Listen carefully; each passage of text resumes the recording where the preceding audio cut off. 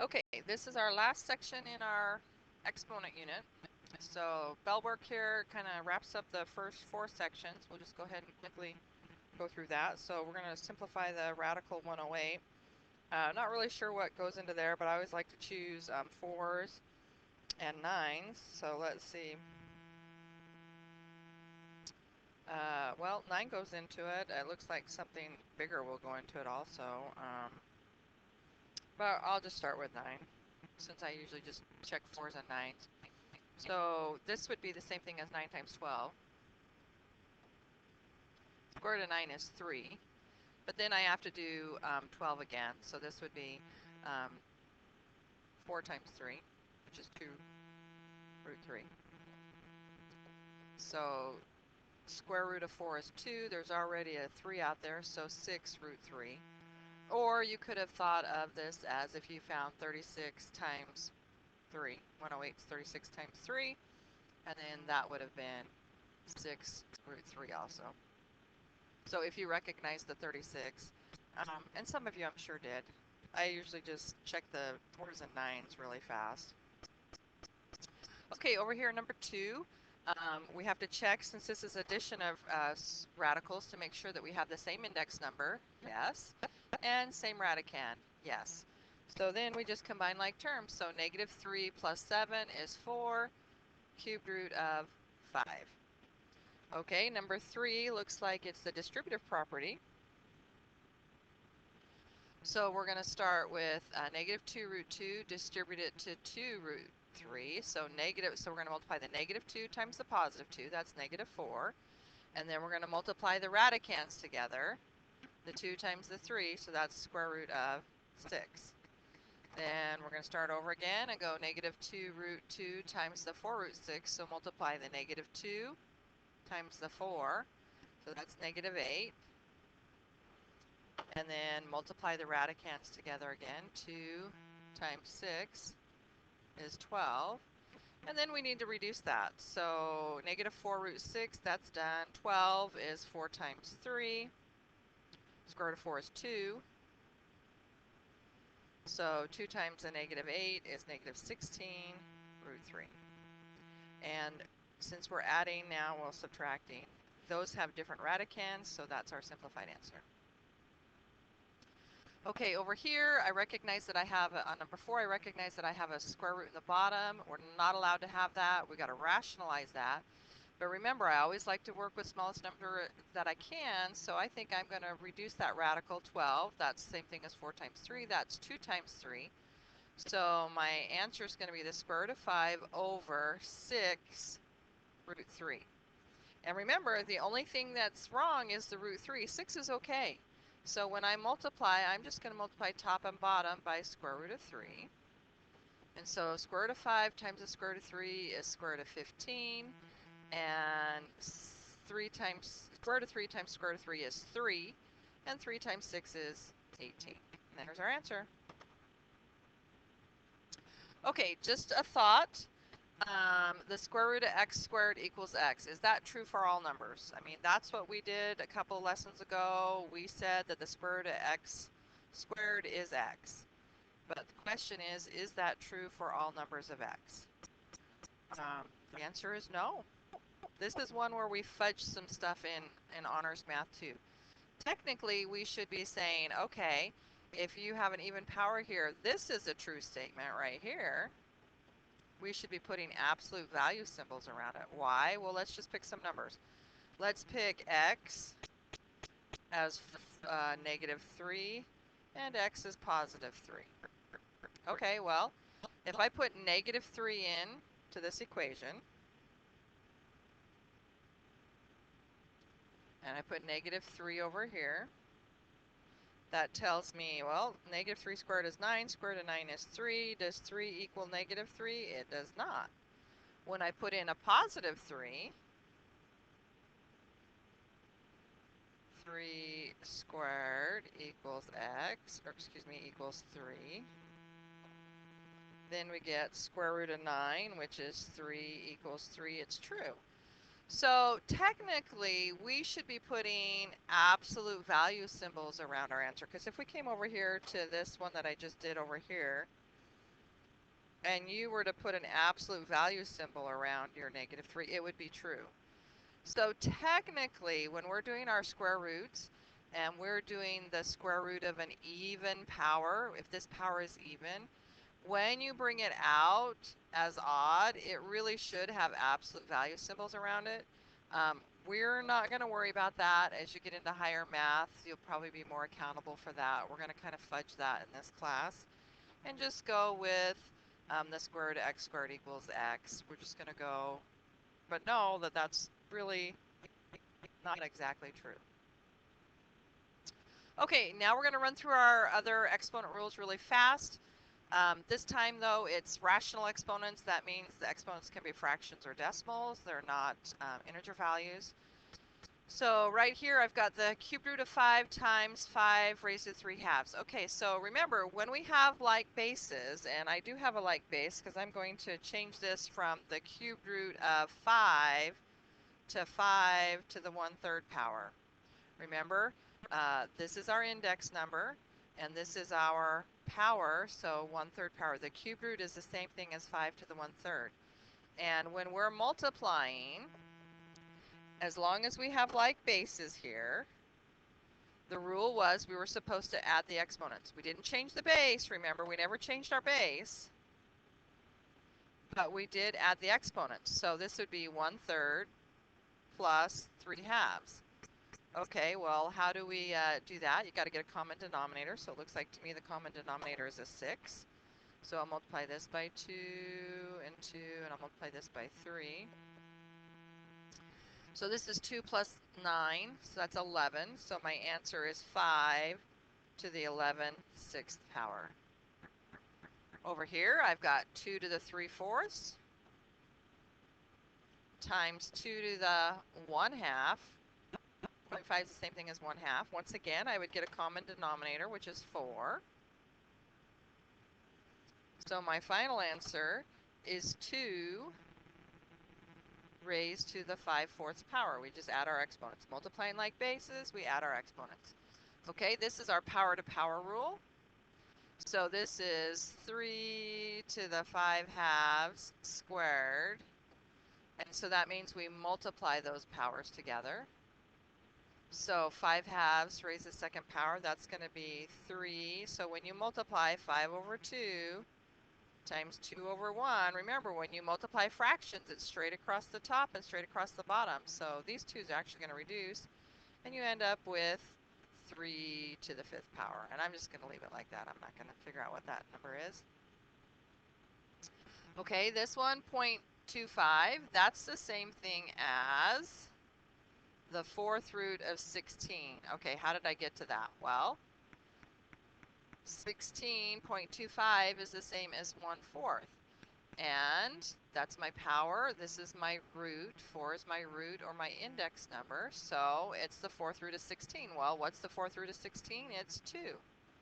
So 4 times 2 is 8. Okay, 6 times 9, and I've got that to the 1/2 power. So basically what we're saying is, I'm actually not going to multiply the 16 times 9 together because that's raised to the 1/2 power, which is basically saying it's a square root. Well, what's the square root of 16? 4. What's the square root of 9? 3. The answer is 12. Okay, over here, I'm actually going to do this one. This is our power to power rule also. So this 3/2 right here is going to apply here to, remember, this is not distributive property. The 3/2 power applies to the 4, and the 3/2 power applies to the 100. So this is 100 raised to the 3/2, and then n to the 4th raised to the 3/2, which means I multiply those because that's a power to a power. Okay, so don't need a calculator for this. Remember, this is a root on the bottom. So that means what's the square root of 100? 10. And 10 to the 3rd power is 1,000. Okay, over here, this 2 can reduce with that 4, and you end up with 2 times 3, which is 6, and you end up with n to the 6th. So we could do that all just with our exponent rules. We could do this, and I probably would have done this a little bit different. Instead of doing the power to applying to both of them, I probably would have done this first, recognizing that that's a root 2, so that's a square root. I think I would have thought of it like this. 100 n to the 4th raised to the 3rd power. Just because I knew that the square root of 100 was 10, and the square root of n to the 4th would be n squared, and then you just raise that to the 3rd power, and you get 1,000 n to the 6th. Oops, I missed a 0. 1,000 n to the 6th. So you could have done this 2 different routes. I probably would have done the root in here first, just because it makes everything smaller, and then raised it to the 3rd power. But you could have applied the power first. Both ways work. I just like to get the numbers smaller. So this one, remember our negative exponent, if we want to make it positive, this would be the same thing as 1. Whoops. 1 over 36 to the 1/2 power. Well, we know the 1/2 power is the same thing as a square root symbol. You just need to get that memorized if you don't already know that. And square root of 36 is 6. So same thing here. We're going to have, this is going to be x 1 over x to the 4/3 power. Okay, now we got a problem here. This is new material right here, new idea. This goes back to our rationalizing the denominator. How do I know that I have a radical in the bottom?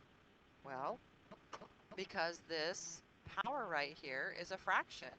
If it was an integer, then there wouldn't be a radical, but because it's a fraction, that means there is some kind of a radical going on. What kind of radical is it?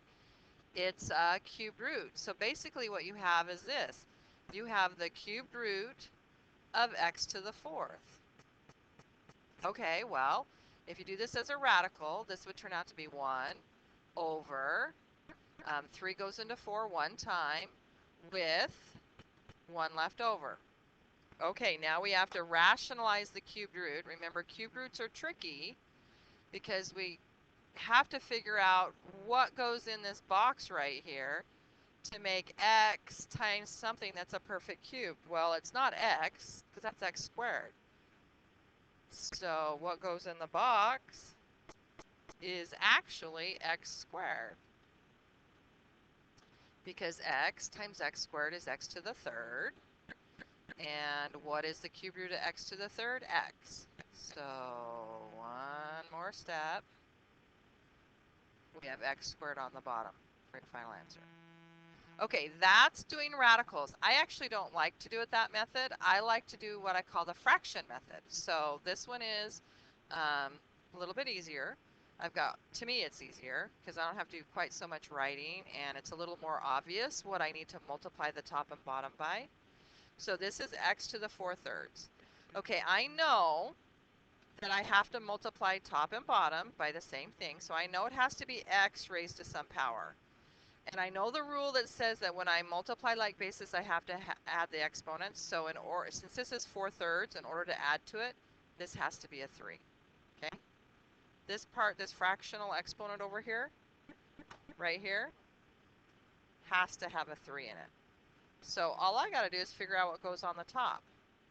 Well, remember when you get a common denominator and you add your fractions, what number would you put right here that when you add it to 4, because that's what's on the other side here, would give me a number divided by 3? I'd put a 2.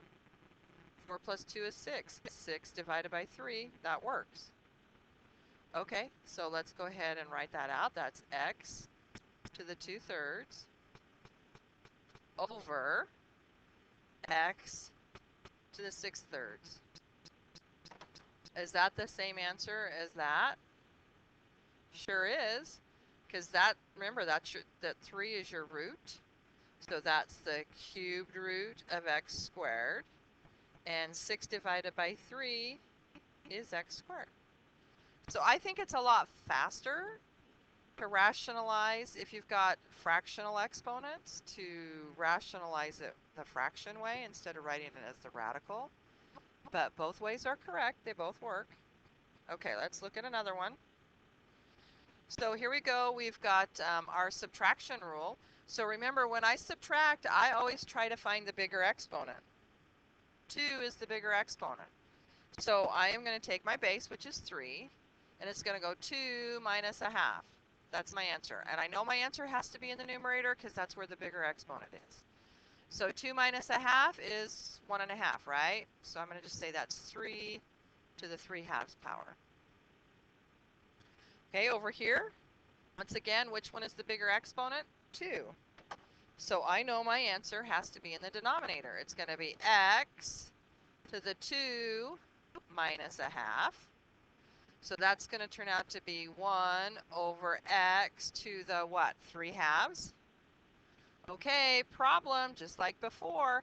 Since this is a 3/2 power, that means there's a radical in the bottom. Okay, so I'm going to do this one the fractional exponent way. So this is 1 over x to the 3/2. What are you going to have to multiply by to get rid of that radical? Well, since it's a 3/2, I know the fraction over here has to be something half. Not guessing, that's what it has to be. So all I got to ask myself is 3, this 3, plus what number? The number I'm going to put right there, divided by 2 is an integer. Well, I bet that's a 1. 3 plus 1 is 4, and 4 will divide by 2. So my answer is x to the 1/2 over x squared. If you wanted to write it as a radical, that would be the square root of x over x squared. Okay, this one is a 1/3 power, so hopefully you are really good at recognizing 1/3 power as a cubed root, and hopefully you recognize cubed root of 27. So basically, this is what you're saying. Cubed root of 27 is 3, cubed root of 64 is 4, so the answer is 3/4. Once again, hopefully we're recognizing 1/2 as a square root. So this is the square root of 2 over square root of 3. Okay, can't have a square root in the bottom, so I got to rationalize. This time I'm not going to do the fractional. We could do it. Well, actually, we'll do it both ways. I wrote it as a radical, so I'll just multiply by 3, square root of 3. So this is square root of 6 over 3. Okay, what would it look like if we kept it as a fractional exponent?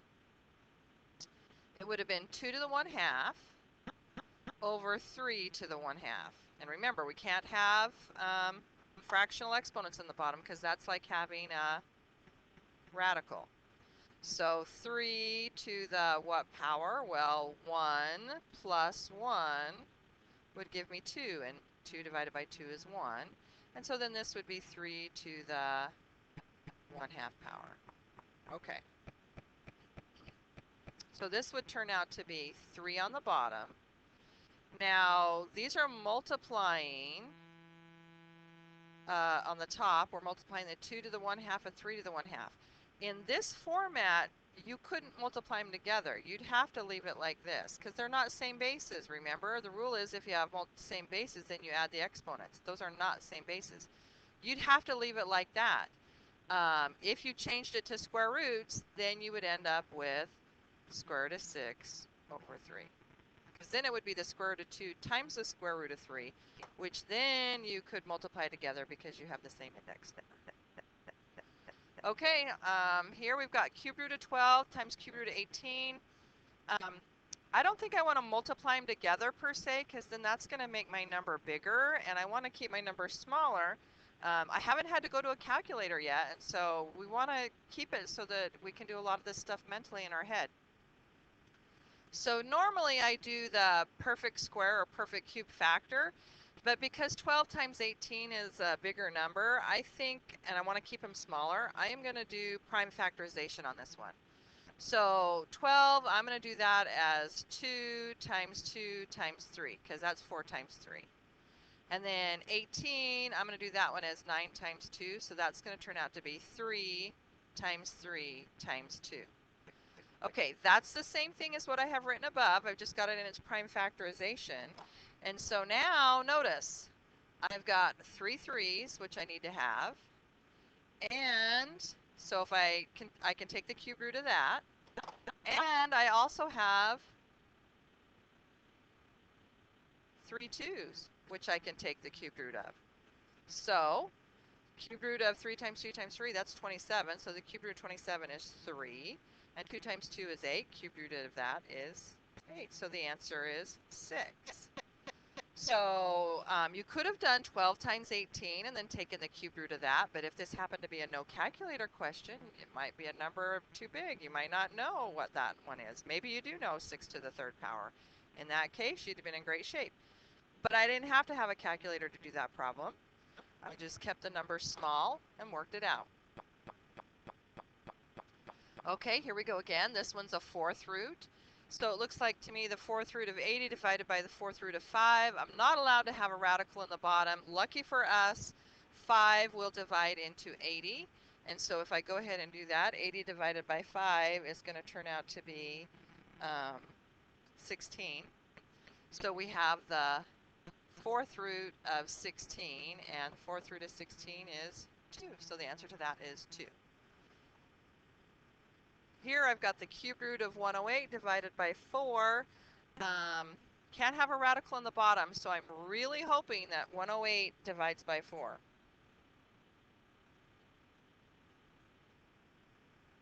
(27) times.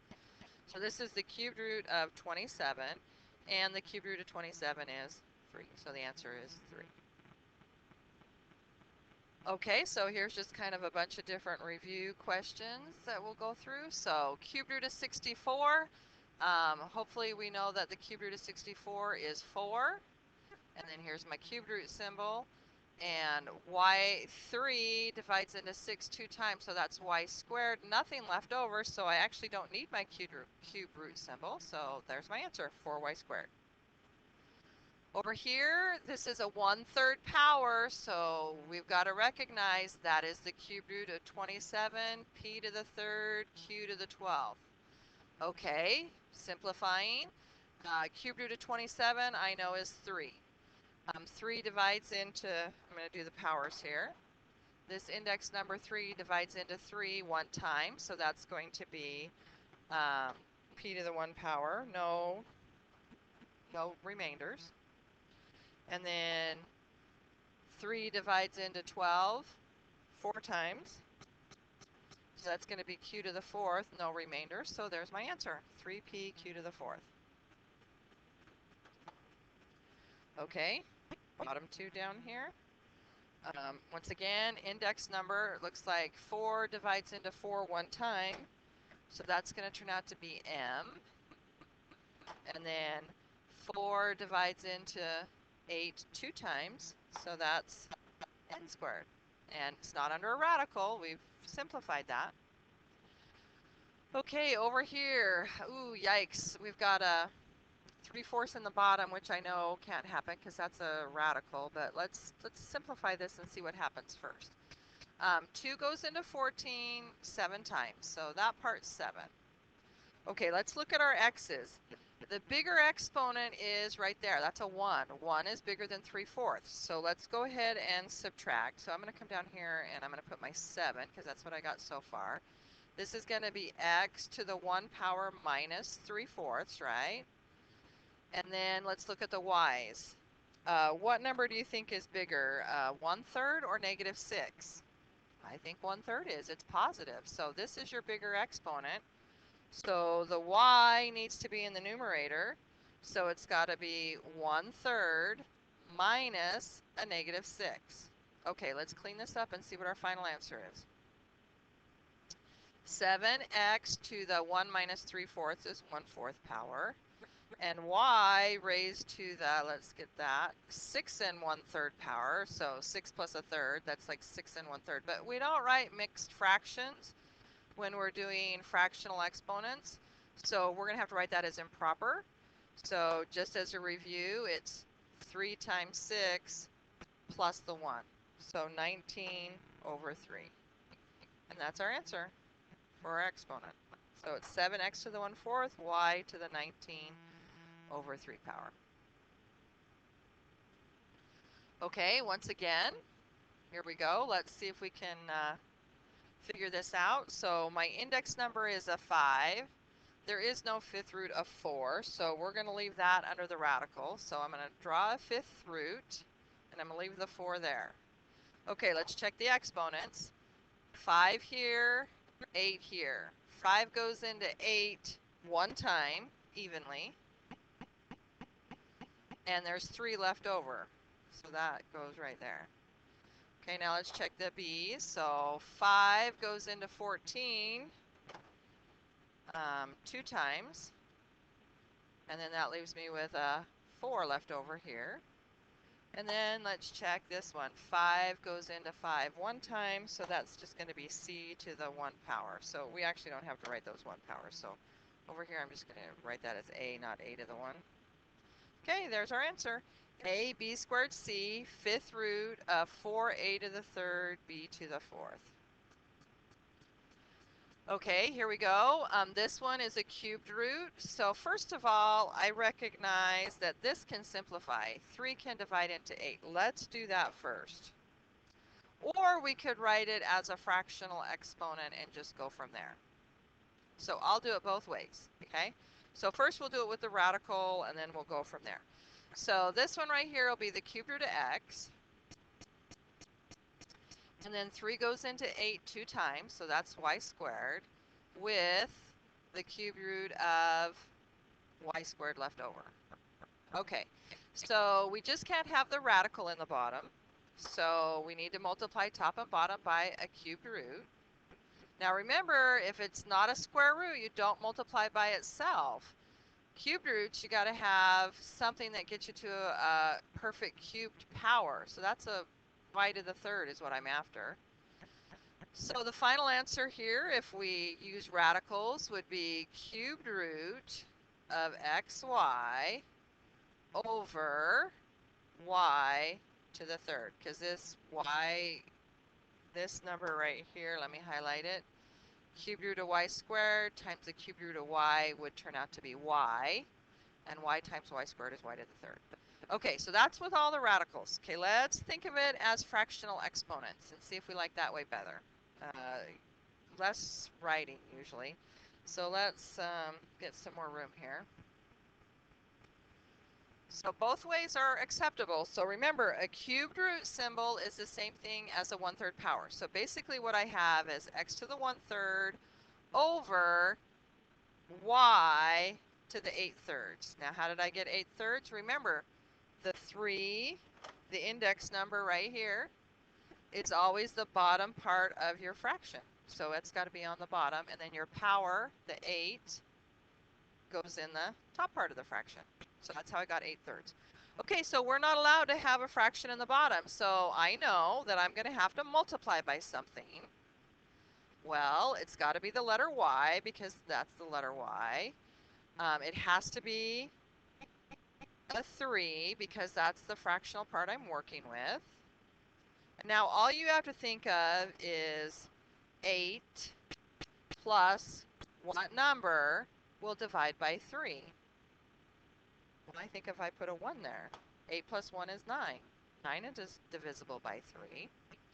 So we end up with x to the 1/3, y to the 1/3 over y to the 9/3, which is y to the 3rd.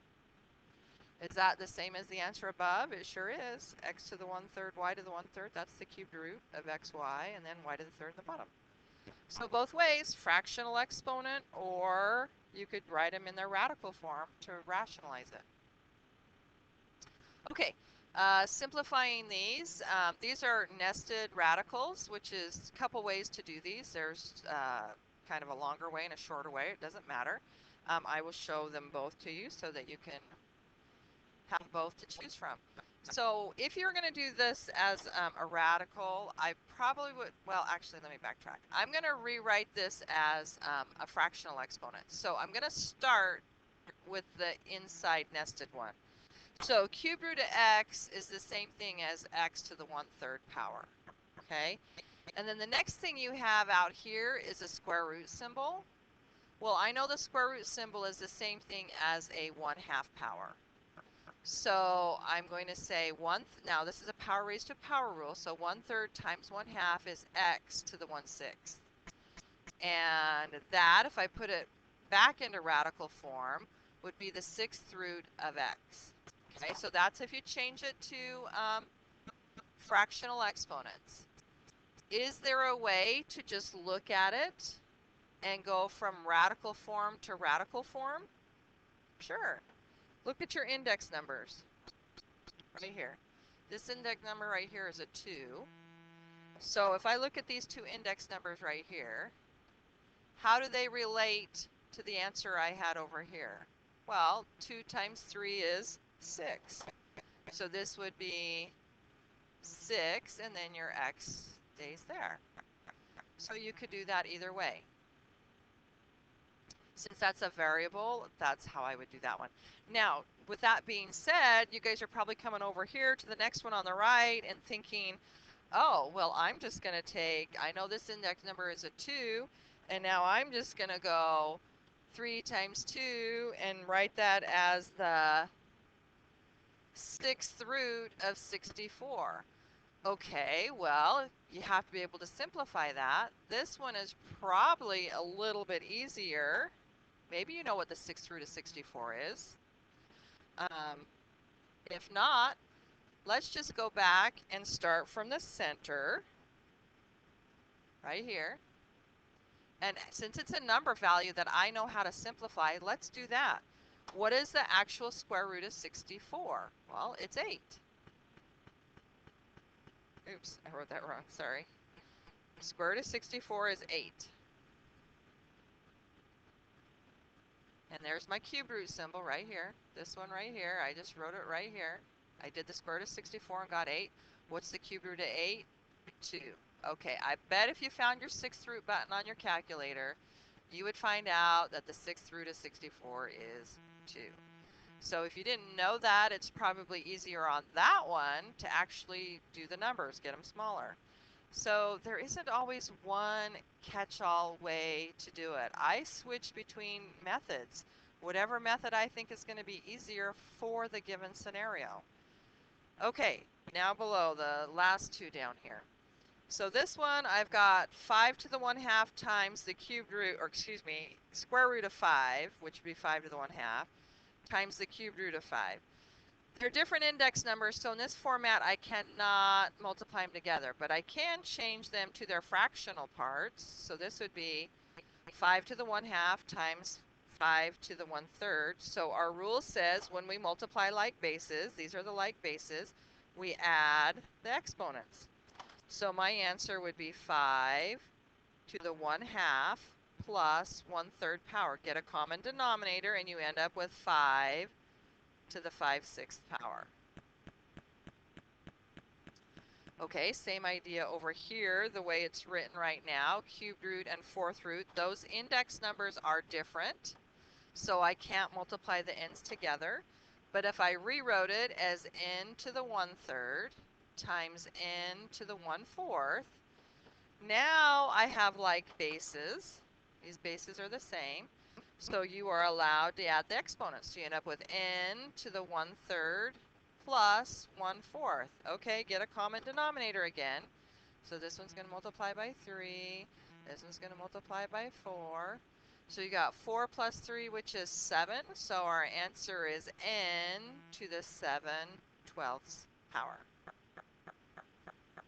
Okay, and this one right here.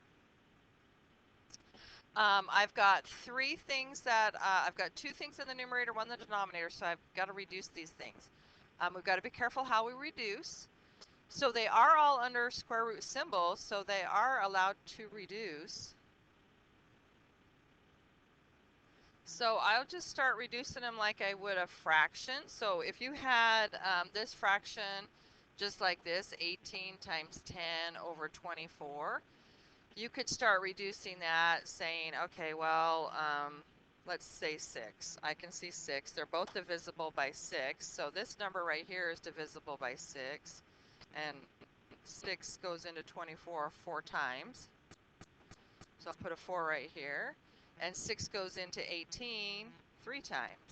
So now I have 3 times 10 over 4. But remember, they're all under square root symbols. So let's go put them back and take a look at what that looks like. Oh, okay, well, nice. The square root of 4 is 2. And square root of 3 times square root of 10 is square root of 30. So there's my answer. Okay, same thing with this one. They're all under square root symbols. It's a fraction. So basically, I want to, remember, we always want to get our numbers smaller if we can. So I'm going to try to reduce these fractions. So right now, I'm thinking of it as 6 times 14 over 21. So let's go ahead and divide. I'm seeing 7. 7 goes into 21 3 times, and 7 goes into 14 twice. Okay, but don't forget, these are all under radicals, so I'm going to come back over here and write that as square root of 6, square root of 2, over square root of 3. Well, it looks like to me I could have kept going. 3 can divide into 6 2 times. So now I have square root of 2 times square root of 2, which turns out to be 2. So your answer is 2. So you can do that just directly from the original problem. So I could have done it like without doing all the rewriting. I could say, well, 7 goes into 21 3 times, and 7 goes into 14 twice, and then 3 goes into 6 twice, and then you have the square root of 2 times the square root of 2, which is 2. So you could have done that without all the rewriting. You can just look at it directly and get your answer. Okay, true or false? Is 8 to the 1/2 plus 8 to the 1/3 equal to 8 to the 5/6? Well, the rule says if I am adding,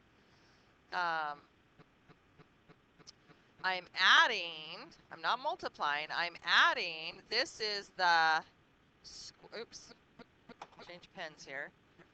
This is the square root of 8 plus the cubed root of 8. Okay? That's a different question than 8 to the 1/2 times 8 to the 1/3. Okay, I think that if I were doing this as a times right here, then I would add my fractions and I'd get 1/2 plus 1/3, and you'd end up with 8 to the 5/6. That would be true, but we're not multiplying, we're adding. So this is like 2 root 2 plus, and what's the cube root of 8? 2. So this answer is 2 plus 2 root 2. That is not the same thing as the 6th root of 8 raised to the 5th power. This has 2 terms added to it, the one on the left. So nope, that is false. That is not true. So don't get in such a hurry. Make sure you check your operations in between and remember what our rules are. Okay, write each expression in radical form. So this is a review of something we did before earlier. We did this earlier in the chapter. So remember, this is your root, our flower power. Remember we talked about that? And this is your power up here. So if I'm going to rewrite it, I'm going to say, okay, it is the cubed root, so I put my 3 right here, of 4m, that's my base, all being raised to the 2nd power.